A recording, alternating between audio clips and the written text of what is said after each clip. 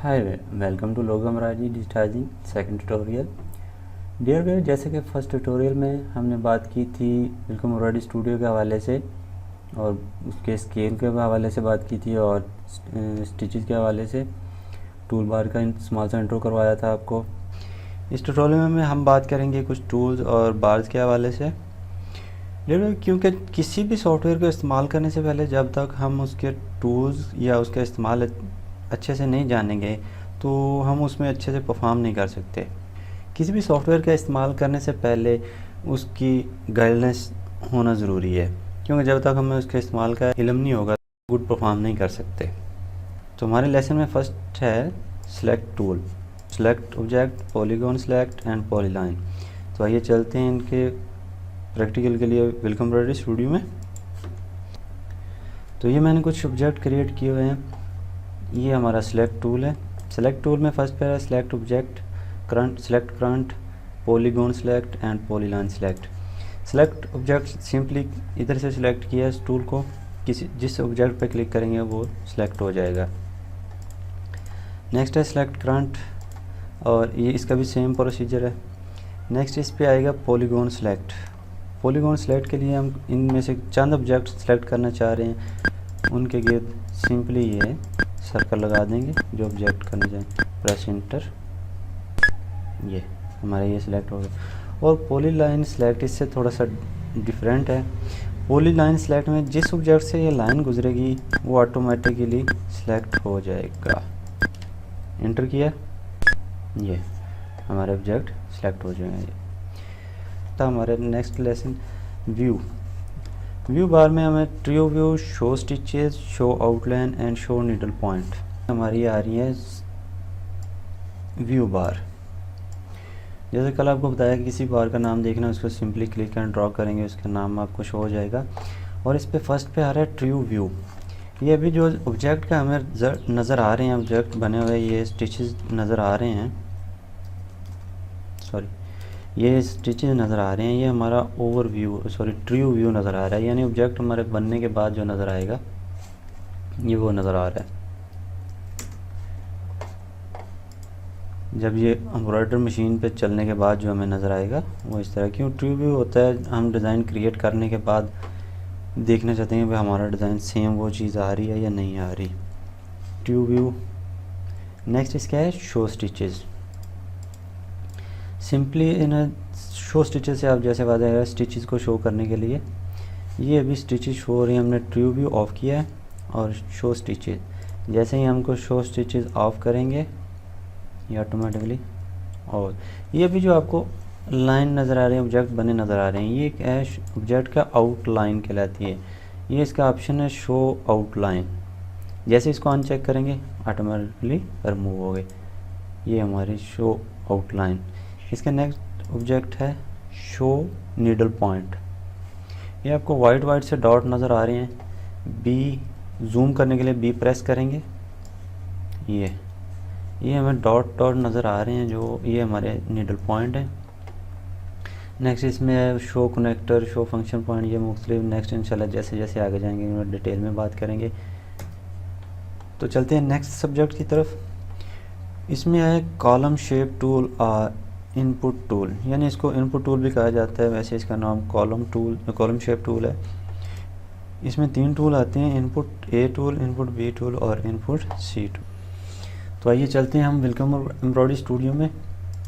ये हमारा column shape tool है। इसमें फर्स्ट पे आ रहा है input A tool, second input B और इनपुट सी। इनपुट ए हमने सेलेक्ट किया। इनपुट ए का तरीकाकार कुछ इस तरह के, इसके हमें 4 डॉट जब तक नहीं लगाएंगे तब तक ऑब्जेक्ट क्रिएट नहीं होगा। फर्स्ट, इसी के बिल्कुल अपोजिट साइड पे सेकंड और ये थर्ड। जब तक ये हम 4th पॉइंट ओके नहीं करेंगे तब तक ऑब्जेक्ट क्रिएट नहीं होगा। अभी हम इंटर कर देते हैं, ये हमारा ऑब्जेक्ट क्रिएट हो जाएगा। यानी इनपुट ए के लिए सिंपली क्या है, इसके 4 पॉइंट लाजमी हैं। जब तक 4 पॉइंट ओके नहीं होंगे ऑब्जेक्ट क्रिएट नहीं होगा।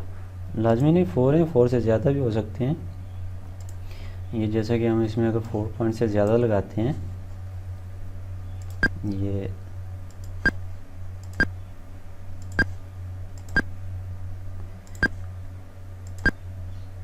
यानी मिनिमम 4 पॉइंट है, मैक्सिमम जितना आप लगाना चाहें, यानी ऑब्जेक्ट के हिसाब से जितना ऑब्जेक्ट होगा हमें उतने लगाने पड़ेंगे।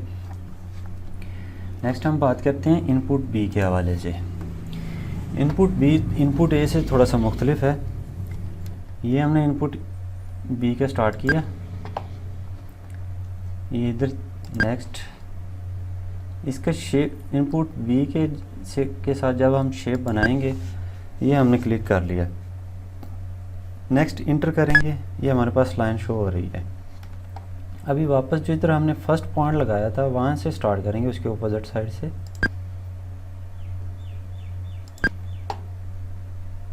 ये अभी हम इंटर करेंगे तो हमारा ऑब्जेक्ट क्रिएट हो जाएगा। सेम वही चीज़ आ गई, लेकिन इसमें थोड़ा सा दोनों में डिफरेंट है। वो नेक्स्ट हम इस पर जब पंचिंग करेंगे उसमें बात करेंगे इस हवाले से। अभी सिर्फ आपको इनका इस्तेमाल का बता रहे हैं। दोबारा इनपुट बी लिया, सिंपली करना क्या है, जैसे आपको बताया बी जूम करने के लिए बी प्रेस किया, ये ऑब्जेक्ट सेलेक्ट किया, जूम। इनपुट बी हमने सेलेक्ट किया हुआ है, ये ऑब्जेक्ट हमने क्रिएट करना है। जैसे कल आपको क्लिक पॉइंट के हवाले से गाइड किया था, लेफ़्ट क्लिक से स्टार्ट किया, यहाँ पे कर्व आ रहा है, यानी इधर से ऑब्जेक्ट बैंड हो रहा है, तो यहाँ हम राइट क्लिक का इस्तेमाल करेंगे, यानी कर्व पॉइंट के लिए।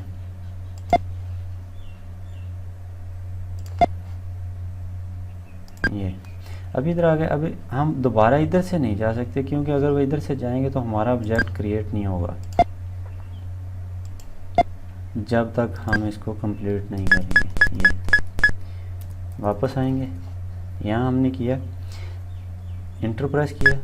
अभी दोबारा जिधर से हमने फर्स्ट पॉइंट लगाया था इसके साथ ही इक्वल रखते हुए दोनों साइडों को, ये हमारा इनपुट बी का इस्तेमाल है। अभी आ जाते हैं इनपुट सी के हवाले से। इनपुट सी मोस्टली यूज़ होती है बॉर्डर्स लाइन के लिए, यानी किसी ऑब्जेक्ट कोई बड़ा ऑब्जेक्ट होता है उसके बॉर्डर लगाने के लिए इसका इस्तेमाल किया जाता है। ये हम बताते हैं अभी, जैसे कि आपको बताया था इसे व्यू बार के हवाले से। अभी हमें इसकी आउटलाइन नज़र नहीं आ रही, सिंपली करेंगे इसके show stitches, sorry stitches, tube भी इसका ऑफ किया, ये भी हमें लाइन नज़र आ रही है। अगर अभी आवाज़ें नहीं आ रही, शो स्टिचेस भी ऑफ कर दें। ये सिंपली इसको जूम किया, क्योंकि जितना इसको हम जूम करके बनाएंगे उतना हमारे ऑब्जेक्ट जो है एक्यूरेट बनेगा। ये हमने इनपुट सी सिलेक्ट किया, शॉर्ट की इसकी F6 है।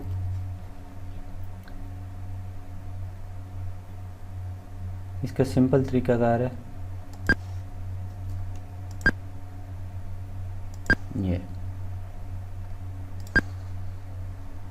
जहाँ तक आप लगाना चाहें प्रेस इंटर। इसके लिए अभी हमने एक इंटर किया, लेकिन ये ऑब्जेक्ट हमारा क्रिएट नहीं हुआ, इसके लिए दोबारा इंटर करना पड़ेगा।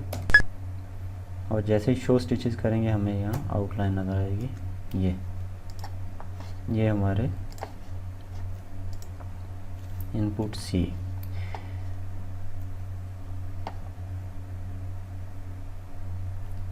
अभी होप करते हैं कि आपको इन तीनों टूल्स के इस्तेमाल का पता चल गया होगा कि इनका इस्तेमाल कैसे किया जाएगा।